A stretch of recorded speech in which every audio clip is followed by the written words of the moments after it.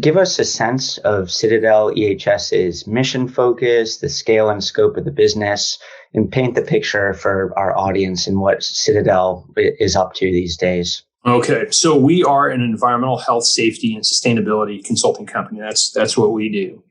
We're about 60 plus employees scattered about California, primarily Southern California. How we're structured is we've got practice leads in charge of each of these various disciplines. We just recently added ESG and sustainability as a new practice. So we've got a new practice lead. It's about 2 weeks into it.